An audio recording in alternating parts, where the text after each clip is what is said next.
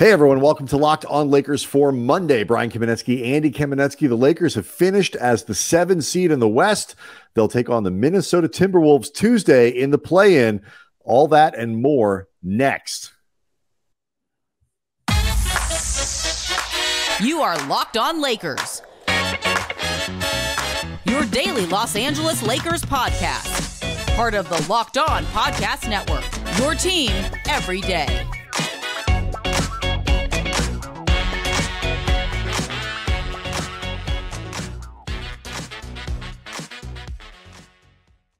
Thanks to everybody for making Locked On Lakers first listen of every day, Monday through Friday, sometimes on weekends. No matter how or where you get your podcast, it's always going to be free. It's never going to be behind a paywall. And Locked On Lakers on YouTube, quickly getting up to 15,000 subscribers.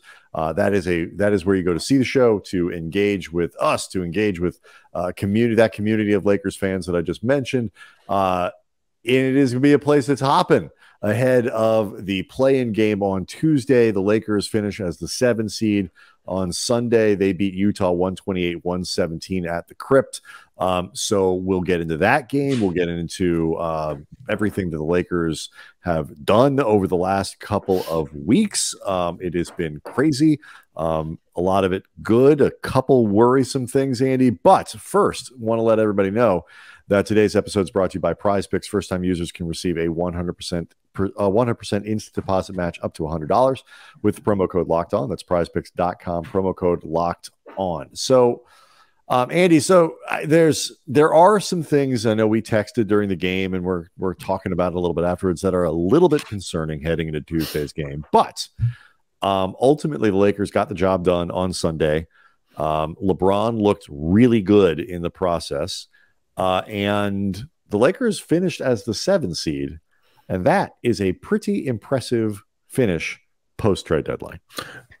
It's really remarkable when you consider the 2-10 start and all of the angst that has accompanied the overwhelming majority of this season. You know, whether you're talking about what was going to be the ultimate fate of Russell Westbrook with this team, whether you're talking about the long-term future of LeBron or AD or both with this organization, you know, whether that partnership, this era had run its course, you know, the questions about Darvin Ham and, you know, what we had seen from him so far, like, other than what was pretty clear, he was very good at keeping these guys engaged and fighting, like, you know, how good he was as an actual coach, like all the willingness to spend money, like all of these different things have been swirling around this organization for the majority of the season. They've spent probably 80% of it below 500 to finish the season 4 games above 500, which we noted on the last podcast. Last time that happened, you got to go back to the 2021 season with Andre Drummond and Marc Gasol, Montrezl Harrell, Dennis Schroeder 1.0. Like, there's been an awful lot that has transpired that ultimately speaks to the great work Rob Pelinka did at the trade deadline, and even a little bit before that, acquiring Rui Hachimura.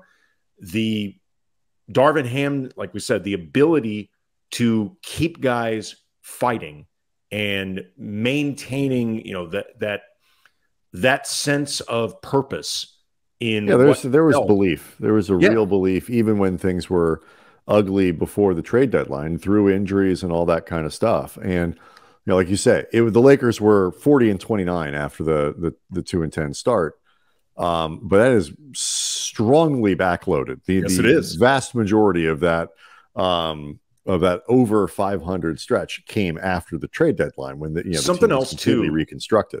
Something else too, beyond like the fight that these guys were willing to display throughout the entire year, despite all of the clouds hanging over this organization, this was not a team that was giving up. We talked about that a lot. D'Angelo Russell also talked after this win about the energy that was brought by the new guys, you know, himself, Malik Beasley, Jared Vanderbilt, Rui Hachimura, Mo Bamba.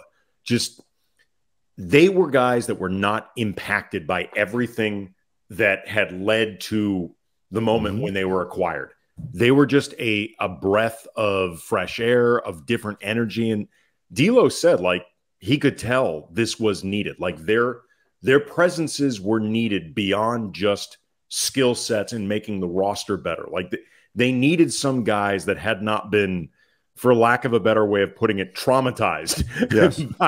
by this season, and frankly last season. Well, yeah, well. But I think it, and I mean, look, the Clippers have kind of recovered a little bit. They're starting to play better. They seem to have found a good way to work Russ in, and you know, context matters. Different set of shooters, all kinds of spacing. Like it's a different deal over there, and over there is, you know, a couple miles away than it is over here, so to speak.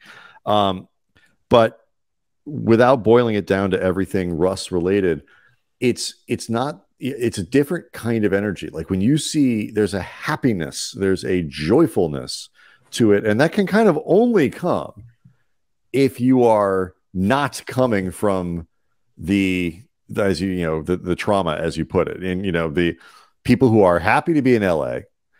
You know, D'Lo happy to come back, and you know, sees the opportunity in coming back. You have, you know, guys like Beasley. You bring in the energy of a Vanderbilt. You all these other things, and you fundamentally change the mood to something. You know, when D'Lo, for example, is celebrating with his arms up as balls are going in the air from 3-point range and all that kind of stuff, you know, for his teammates, you know, you see the plays where he's off to the side doing what we do at home when LeBron does something really cool. You see everybody on the team now doing the ice water in the veins thing. Yeah, it was the happy moments earlier in the year, if there were any, but to the extent that there were any happy moments, they were so forced and they were so temporary, and they were so much of dudes trying to make the best of something that was just obviously imperfect. And I mean, I think what you have now is a genuine sense of opportunity, of something hopeful for the future. Because, like, look, I mean, Andy, even if the Lakers had managed to kind of get it together with the Russ core and all that, there wasn't any real belief that, first of all, that the team had a real future this season, a real opportunity. And more than that, I don't think anybody thought, like, okay, what are we going to do next year? Like, right. There's cap space, sort of, but like not. I mean, like, and everything was redone at the deadline. And you look at, you know, what they were able to overcome with the injuries, and you know, even including the LeBron through this period where they made up a lot of ground in the West and built up this record. LeBron actually said after the game as well that one of the things that made him really, I think this might have been the words that he said, like, fall in love with this team, was the period where he wasn't playing, and just seeing what they were doing, how well they were playing, you know, for each other as a group, you know, making themselves the greatest sum of their parts, while obviously missing one of the biggest ones in LeBron, and occasionally missing other pretty big ones like AD, D'Lo, like, right. It motivated him, and LeBron has talked about this, and there were reports beyond that. It motivated him to get himself back on the court ASAP, find the LeBron of feet to tell him to do something other than surgery, because it's been really clear he likes this roster. Again, called them my guys. My guys is code for I like this. Yeah, and you know, I think he was going to go full out on rehab until the team gave him a reason not to, and the team never gave him a reason not to, and that is impressive. And you know, in a game, and we'll get to some of the ebbs and flows of this one and some of the concerns here in a second, but the most positive thing to come from Sunday's game was this was a great performance from LeBron, who is, you know, to say had a couple clunkers in the last couple games would be an understatement. He was great on Sunday, 13 of 25, 8 of 14 from 3-point range, really working on dialing that perimeter shot back into a place where it can be a weapon for the Lakers in what hopefully will be a real postseason opportunity. 36 points, you know, 6 assists, 6 rebounds, only a couple turnovers. He had been very loose with the ball over the last couple games, loose with his decision making and all that. Sunday, he was pretty locked in from the beginning, got off to a great start, and this was the kind of LeBron performance that you want to see heading into a play-in and then hopefully a playoff against Memphis. Yeah, he was also just super lively. I mean, this whole game, his energy was really high. Our buddy Mike Trudell, who does sideline reporting for the Lakers, also one of the hosts of the Lakers Film Room podcast, he said that LeBron looked especially locked in during his pregame workout. Like this was a very no-nonsense vibe.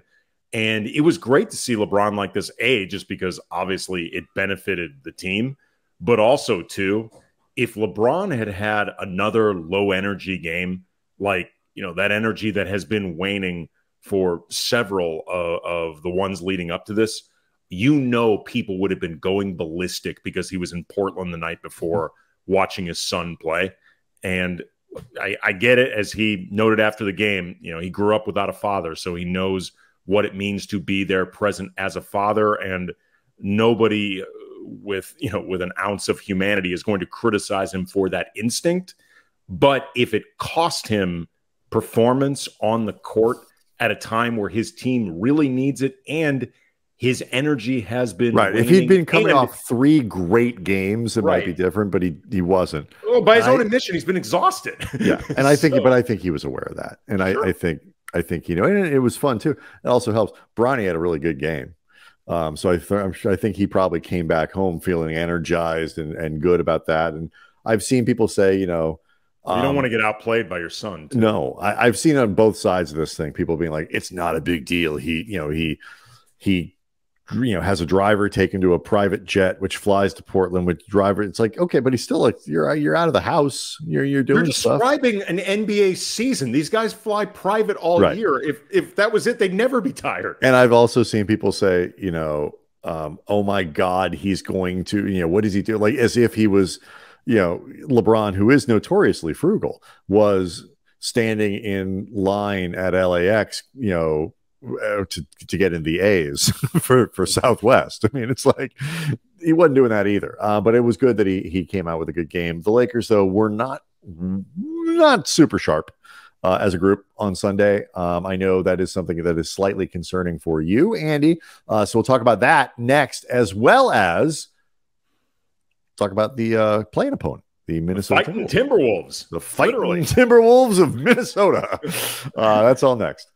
Locked on Lakers is brought to you by Prize Picks, and Laker fans, if you have not signed up for Prize Picks, you are missing out on daily fantasy made easy. Prize Picks has the best NBA DFS prop game on the market, more NBA props than any other DFS prop operator. They offer the superstar players, the bench players. Just pick 2 to 6 players and predict whether they will notch more or less in their Prize Pick stats projections, and you can win up to 25 times your ducats. And Prize Picks offers projections on everything from baseball to PGA, like real golf, to disc golf, which we call fun golf, whatever, every sport out there. Just use the award-winning app on both the App Store and Google Play. Entries can be made in 60 seconds or less. Safe, fast withdrawals. Download the Prize Picks app or go to prizepicks.com. Sign up, play daily fantasy sports, and first-time users can receive a 100% instant deposit match up to $100 with the promo code Locked On. So don't forget to enter the promo code Locked On again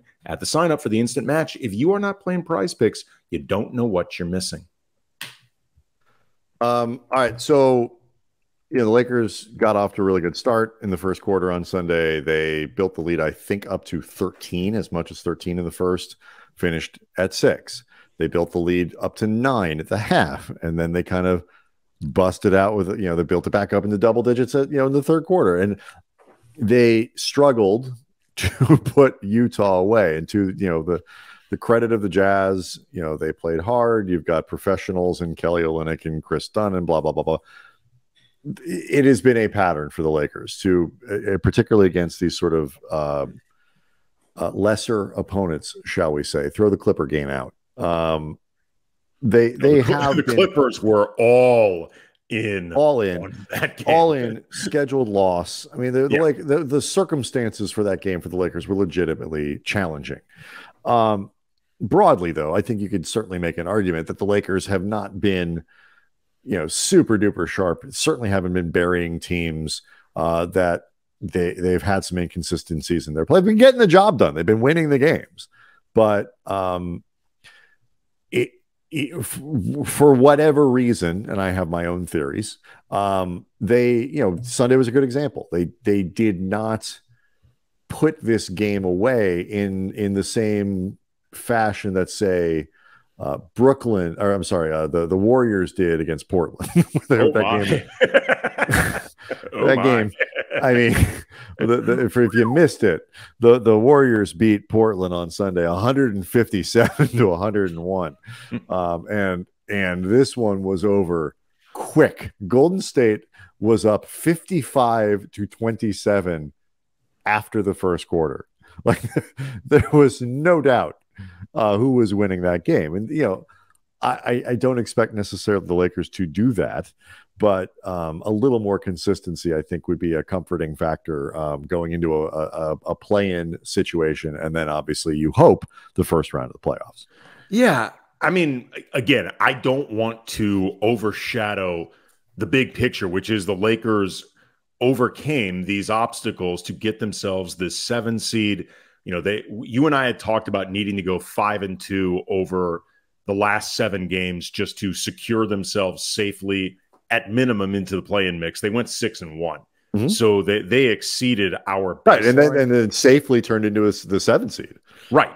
That being said, though, they've had opportunities to sharpen themselves against, Utah twice, playing, a skeleton crew and then the skeleton crew version of the skeleton crew. Right. It's a disciplined team, a hard playing team, but not a terribly talented one. Right. They went up against Phoenix playing, like their 7th man was their go-to guy. Like, they've had these opportunities to really dominate and really control games, and they haven't done it. And I understand that there are elements like fatigue at play. I know that the schedule down the stretch for them has been legitimately exhausting. I'm not looking, I don't see that as an excuse. I see that as a legitimate explanation for what's been going on. However, they only have a day off before this play-in game versus Minnesota. So the issues of fatigue are not going to go away for this play-in game just because you've shifted now from the regular season to the play-in. Even acknowledging the urgency that's going to be there for this game. And, it is a different urgency even than just securing yourself a play-in seed. You want to be playing your best heading into something like this.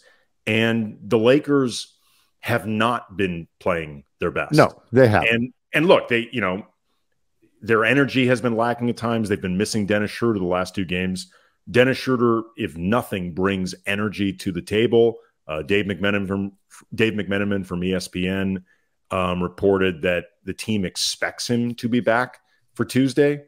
He's been listed as dealing with neck spasms. He's been listed as dealing with an Achilles soreness. So, having Schroeder back will obviously be helpful. And, when we discuss the Wolves, the last game they played against Minnesota, that win, Schroeder defensively was outstanding. But it is a bit concerning to see them not playing at a particularly sharp level at a time when you want to be playing your best. Yeah, there are a couple ways, and I've kind of been thinking about this for a lot of the day because I do think the fatigue factor is real. People who have listened to the podcast last week would know that my big concern of my big hedge for the kind of semi-trendy choice of the Lakers as making a really deep run through the playoffs is this fatigue factor. I think they have been pedaled down for so long at this point. On the one hand, you're used to that playoff atmosphere, and that I guess is helpful. But on the other hand, you're using playoff energy, and to use playoff energy before you get to the playoffs for too long is not a great thing. So I do think the fatigue matters. And I think because of that, you see a certain amount of measuring, particularly from LeBron, maybe a little bit less from AD. Um, and, obviously, I think, I'm not worried about them coming out like and not caring or something about, on Tuesday or whatever. I don't know if they're going to play well or not, but I mean, they'll have the requisite want. I would think when they get on the floor on Tuesday.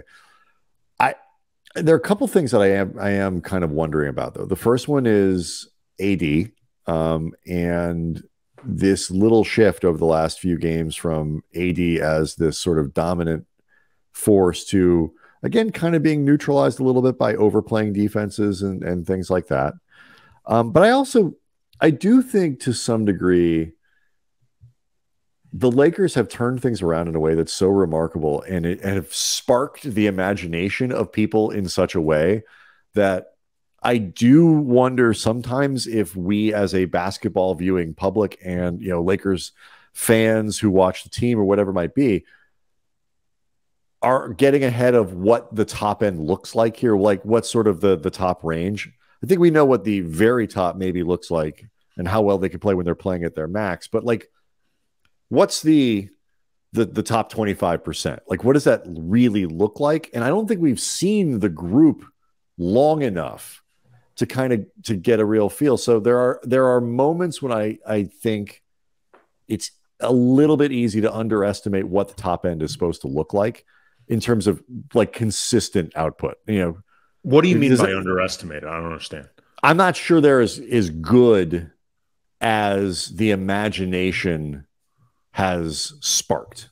I'm not sure they're quite as capable of playing dominant in the way that I think some of the talk about the team has gone. And I say this because I don't think we haven't seen enough of it. And so they got so good so quickly compared to what they were that, I don't know if those, the 5 or 6 games and then they come out and they look like they're a really dominant team. Is that their top 5% or was that their top 20%? Like, because there's a big difference where you are on your curve in terms of like what a game like this really means.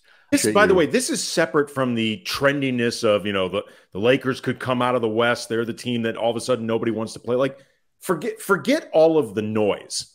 Like, the noise is just the noise, and the noise doesn't matter. And look, to let people behind the curtain a bit for the industry that Brian and I work in and have for a long time, sometimes the noise is just a way of keeping people watching and listening. Oh, and I'm just saying, I mean, no, you're right. It is often that I'm judging them against themselves. Mm-hmm. Like, however far they go in the playoffs is however far they go in the playoffs. I do think the West is pretty wide open. I think agree. If they play at their top end, they could advance a round or two. Absolutely.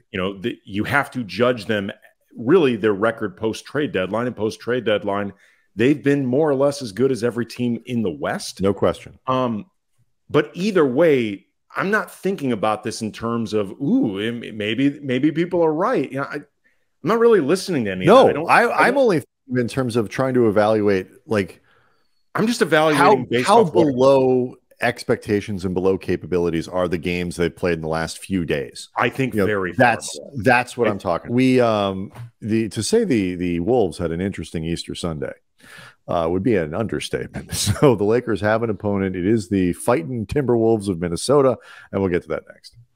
Locked On Lakers is brought to you by Ultimate Pro Basketball GM, and it is the coolest game I've played in a long time. I've always thought that I could be a really great NBA GM. I sure talk on this podcast like I could do it, and as it turns out, it's not really that easy. Apologies, Rob Pelinka. Apologies, Mitch Kupchak. No apologies to David Kahn, though. It's not that hard. But if you've ever thought before that you could manage your own basketball franchise, go download Ultimate Pro Basketball GM right now. The game allows you to manage every single strategic aspect of a franchise. You go through seasons, leading your franchise and the fans to glory as you're trying to build a dynasty. You deal with personality issues, Timberwolves should play this game. You hire the coaches, the assistants, you trade players, you train them, you make draft picks, you navigate your franchise through free agencies, all the ups and downs. Plus, you can talk trash to your friends while playing the game, just like all the Locked On Lakers hosts do with their teams. I run the LA Knights under the pseudonym Chaz Bartender. And this challenging, realistic game is Ultimate Pro GM. It is completely free. It's playable offline. You play it on the go as you want, whenever you want.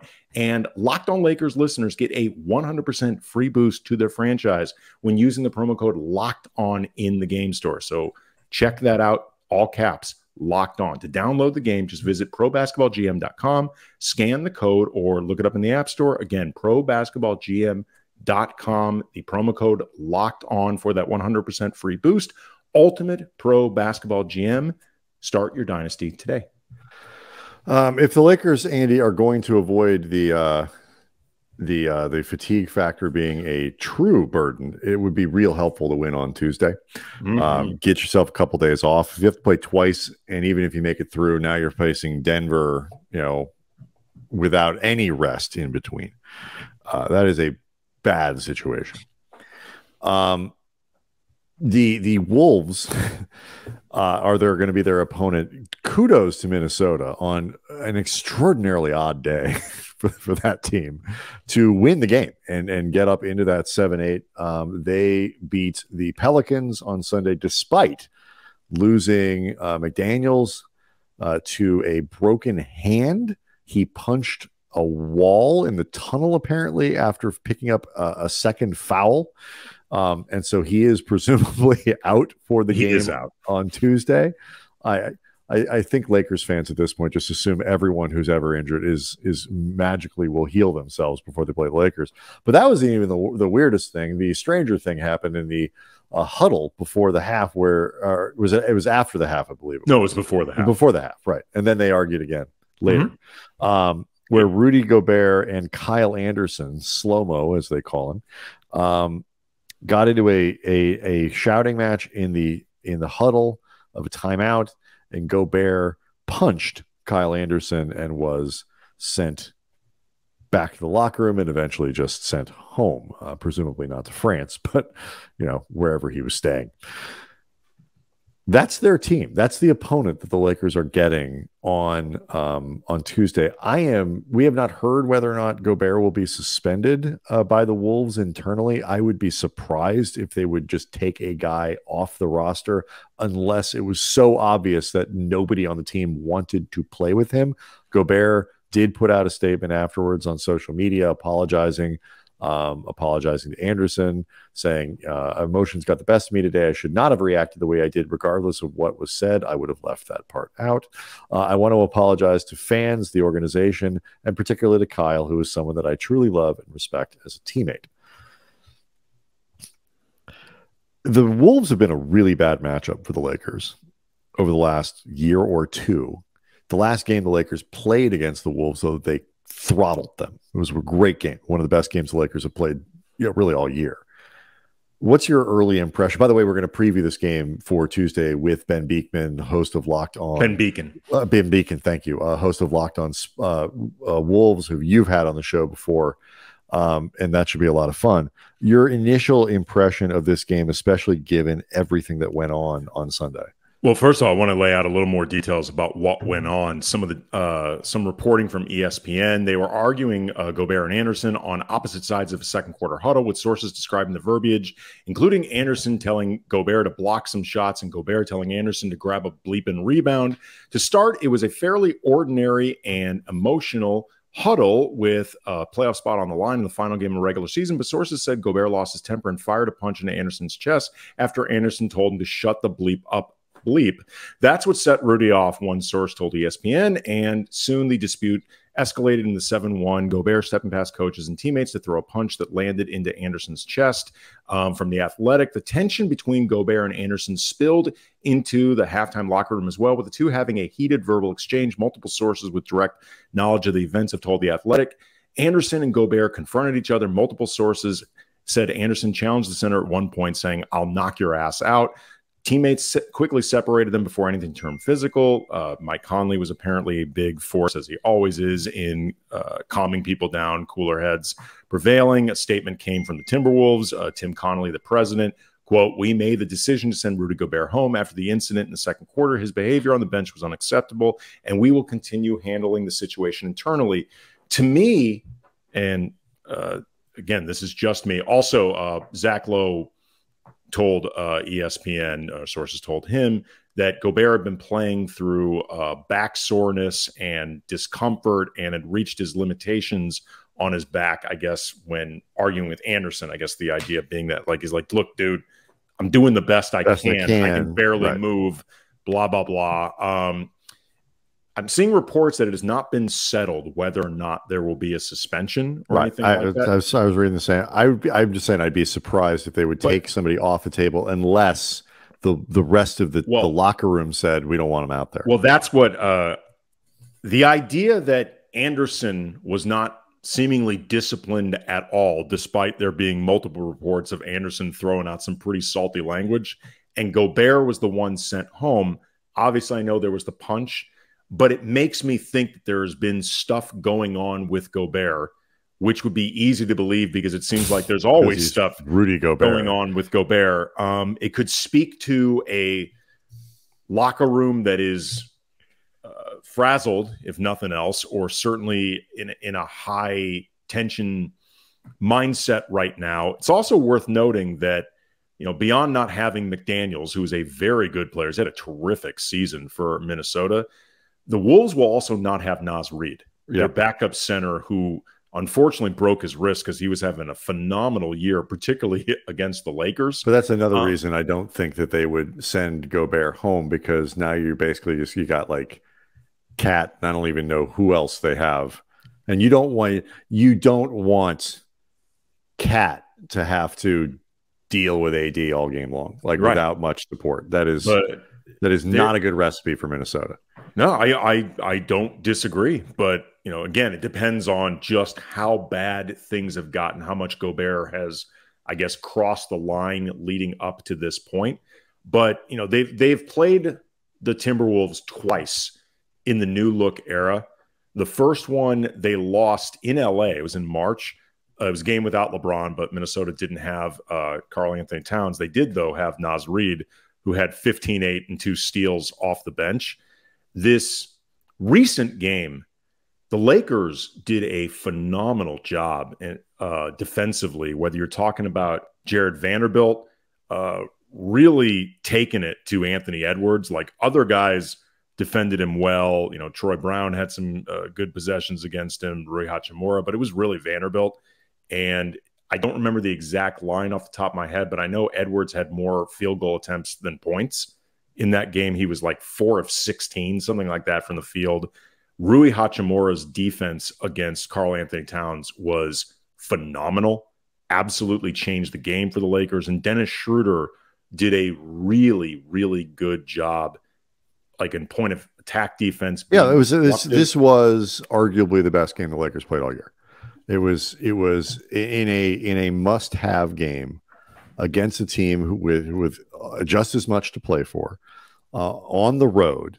They did all that stuff, and you were correct. Edwards was 4 of 16. You mentioned the defense and the matchups and all that. It would be, this. It helps that they've played them recently. Yeah. It also helps too that D'Lo, Beasley, and Vanderbilt are all extremely familiar with what Minnesota does, because doesn't hurt. You don't get the normal scouting time that you would for something that is essentially a playoff setting. You know, the turnaround's 24 hours, then you're playing again. Yeah. It doesn't hurt. Yeah, I think it's actually quite helpful. Yeah, I always wonder. I sometimes wonder how much some of these things matter, because generally speaking, guys know what's going on. But yeah, to have the opportunity to get somebody who's like there a couple months ago, it's like, yeah, I mean, you can recognize sets before they start happening. You know, between those guys and LeBron, who's basically memorized the playbook of every single franchise around the league. It certainly doesn't hurt. So all right, so we're gonna talk to Ben Beacon on Tuesday. for the show and really get some good previews where we should have more information about Rudy Gobert by then, and what the Wolves plan to do. Either way, no Naz Reid and McDaniels will also be out. Those are two big losses for them. And I think the fact the Lakers are playing at home in that game in front of a real live full house, having that atmosphere there will be a huge lift, I think, for this team. And my early diagnosis is I'd be surprised if they lost, but Minnesota is not a pushover team. And if Gobert plays, I'm certain he will be trying real hard to make up for stuff. And Rudy, as much as people make fun of him, often rightly, can be a very effective and impactful player. So we'll see how that goes. Talk to Ben Beacon on Tuesday. Locked on Lakers on YouTube is where you can go to see the show and engage with the awesome fans and viewers that are there. We'll see everybody Tuesday.